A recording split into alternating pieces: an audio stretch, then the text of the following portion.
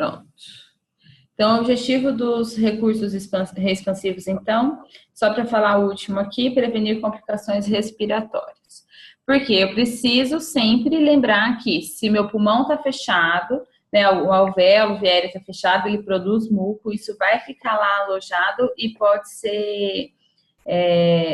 ter a possibilidade de fazer infecções por esse acúmulo de muco ali. As bactérias se alojam ali, vírus, fungos, enfim, se reproduzem. Agora eu só quero ver se esse negócio aqui vai passar. Aí, passou? Passou. Então vamos lá, as técnicas. Vou começar algumas hoje e depois eu gravo mais um vídeo para a gente falar sobre as demais técnicas, tá bom? Então vamos lá. Então, padrões inspiratórios. A gente tem alguns exercícios de inspiração profunda, ativa, executados de formas diversas. Quanto maior a negativação pleural e o tempo sobre a negativação, né, maior o efeito sobre a abertura alveolar. Já explico tudo, tá? E pode ser associado ou não de movimentos de tronco a movimentos de tronco e membros superiores, membros inferiores. E de dispositivos também como incentivadores, tá? O que eu quero dizer? Quando eu faço padrões respiratórios, o paciente tem que estar acordado, colaborativo, certo? Para que eu consiga pedir para ele fazer algumas respirações. Então, tem várias técnicas, né? Vários tipos de respiração, que vai fazer com que a pessoa consiga negativar ainda mais a pressão pleural, e isso faz com que o pulmão seja mais tracionado ainda, e aí você faz com que o pulmão abra de forma melhor. E quanto mais tempo eu fazer isso, então a magnitude, então a força dessa negativação e o tempo de negativação, então quando eu peço para o meu diafragma contrair e puxar as estruturas, negativando, por exemplo, negativando ainda mais a nossa pressão pleural, você tem uma melhora da abertura alveolar, então um efeito sobre isso. E quando eu faço, por exemplo, elevação de membros superiores, eu faço inclinação lateral, por exemplo, de tronco, eu estou fazendo o quê? Eu estou incentivando minha musculatura inspiratória a tracionar as minhas costelas, por exemplo, para que eu consiga fazer a maior abertura alveolar, tá? Então, eu vou passar um pouquinho para vocês o que são esses padrões inspiratórios. São várias técnicas, certo, que compõem esses padrões inspiratórios. Então, a gente vai falar sobre a inspiração máxima, que é uma técnica, inspiração máxima sustentada, inspiração em tempos, o sniff, suspiros inspiratórios, expiração abreviada e reeducação diafragmática, ou então conhecida como respiração diafragmática ou controle respiratório, tá? Então, a gente tem que lembrar só que a gente tem o nosso volume corrente, certo? Acima dele, a gente tem o nosso volume de reserva inspiratório.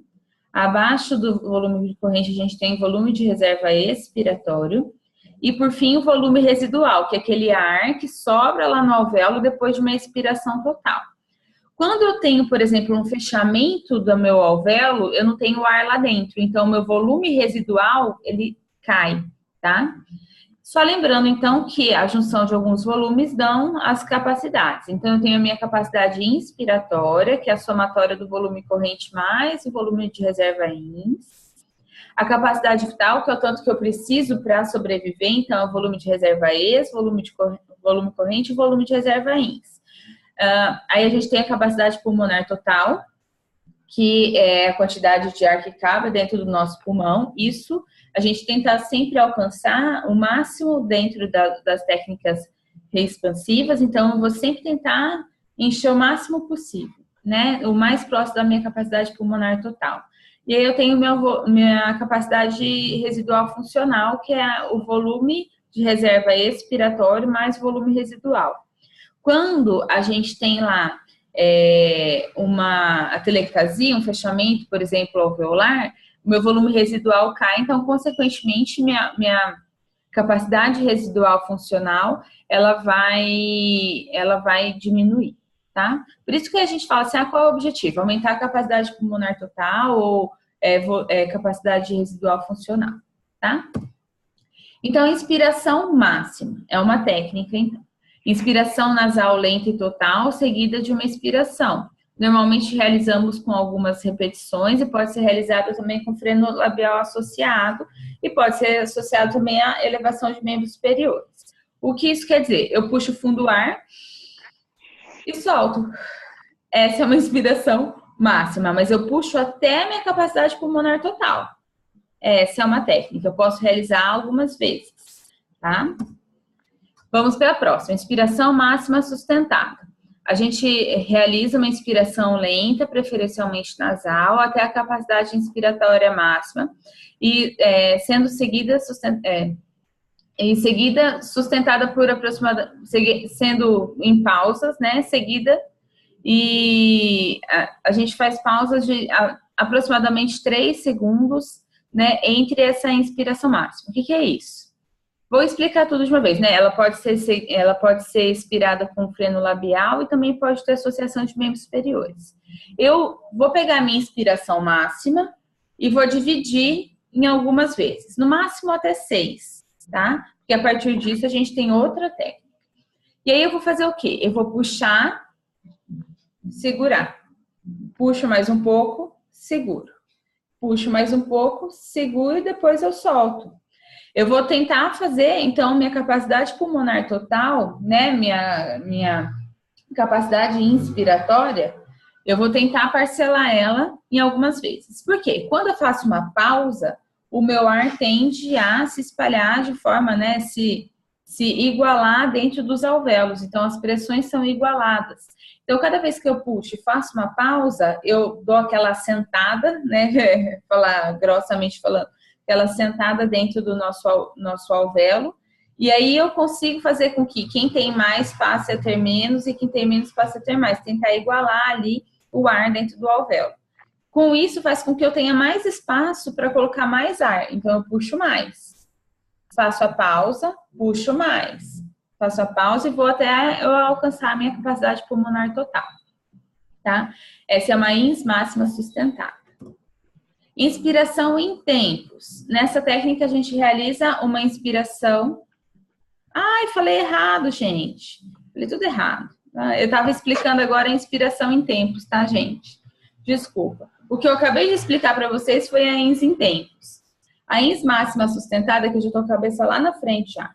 A ins máxima sustentada é você fazer uma inspiração lenta profunda, segura 3 segundos e solta. Isso é a ins máxima sustentada. Me perdoem, eu só inverti, tá, gente? Eu tô falando o título e tô explicando outra coisa. Então, a inspiração em tempos é essa quando a gente vai fazendo pausas, ok? Sniffs. É inspiração rápida e única, exclusivamente feita por via nasal. Então, o sniff é aquela cafungada, né, que a gente dá, por exemplo, quando a gente tá chorando, faz, né? É só isso. O sniff é, então, uma inspiração rápida e única feita pelo nariz. Então, a gente faz somente isso. Por que eu tenho que saber o sniff? Porque ele é a base dos suspiros inspiratórios. A gente tem inspirações curtas e rápidas até a inspiração total, seguida de apneia ao fim da inspiração. Sua inspiração pode ser feita com o freno labial, e parece inspiração em tempos, porém o intervalo é menor e o fluxo inspiratório é maior. Então, quando a minha inspiração em tempos, né, é puxa, para, puxa, para, puxa, para, os meus suspiros inspiratórios é puxa, puxa, puxa, e com fluxo bem aumentado. Alguém tem alguma pergunta? Não? Então tá. Então, fluxos bem aumentados, bem rápidos, né? Então, eu vou gerar e fazer... E soltei. Tudo bem? Carolzinha, faz um ok para eu saber se tá tudo bem. Obrigada, vocês estão me escutando. É muito esquisito porque eu preciso dessa comunicação com vocês. Expiração abreviada. Aí você fala, professora, mas a inspiração não é para abrir... O que eu vou expirar para abrir o pulmão? Que é expiração abreviada. Inicia-se com uma expiração nasal, em pequeno volume, seguida de uma expiração breve com freno labial, mas com cuidado de não expirar todo o volume inspirado. Em seguida, pede-se outra inspiração, com volume moderado, seguido de uma expiração breve também. Por fim, uma expiração total, expiração com freno labial. É como se fosse uma inspiração em tempos, porém realiza uma expiração breve a cada paradinha. Então, eu puxo um pouquinho, né? Eu puxo, solto um pouquinho. Puxo, solto um pouquinho. Puxo e soltei. Por quê? Porque nem todo mundo consegue fazer uma pausa inspiratória. Então, essa técnica pede para que a gente puxe um pouquinho, solte um pouquinho. Mas o meu volume expirado em cada pausa, né, que eu expiro ali, eu não posso expirar mais do que eu inspirei.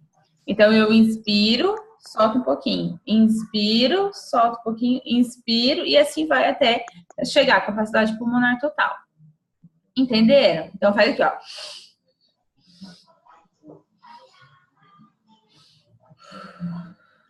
Beleza? Que foi, Carol? Tudo bem? Engraçado, né? E a gente tem ali a nossa reeducação diafragmática, que é a respiração diafragmática ou controle respiratório. Isso a gente já viu nas técnicas desobstrutivas. Na verdade, a reeducação diafragmática, ou controle respiratório, ou controle da respiração, enfim, ela é um coringa. Ela cabe em todos os tipos de técnica, tanto respansivas, quanto desinflativas, como desobstrutivas.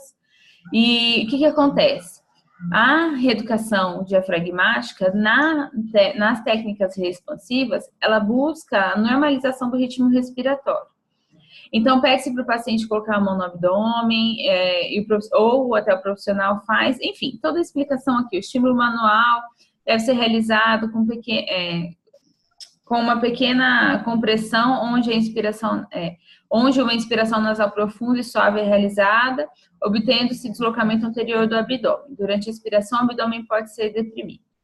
Quando eu falo até aqui do estímulo manual, colocar a mão é fazer um estímulo proprioceptivo para que a pessoa perceba o que ele quer, né, o que você quer.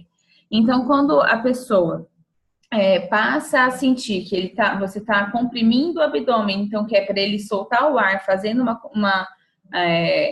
contração abdominal, então é extremamente facilitador, né? É um facilitador da técnica. Quando eu faço uma inspiração, uma respiração diafragmática, eu tendo a fazer o quê? Com que minhas áreas basais, onde são mais fechados os alvéolos, consigam abrir de forma mais eficiente. Então, quando eu peço para o paciente realizar uma respiração abdominal, né, eu estou fazendo o quê? Estou estimulando a abertura lá das minhas regiões basais, tá? É isso. A gente tem técnicas com auxílio manual, mas eu acho que esse daí eu vou gravar uma outra aula para passar para vocês. Eu vou encerrando por aqui, né, que seria até o nosso horário normal de aula. E aí eu gravo uma outra aula depois e mando para vocês, tá? Obrigada, gente, pela colaboração. Vou até parar de gravar aqui, só um momentinho. Como que eu faço aqui? Stop share. Aí. Obrigada, gente. E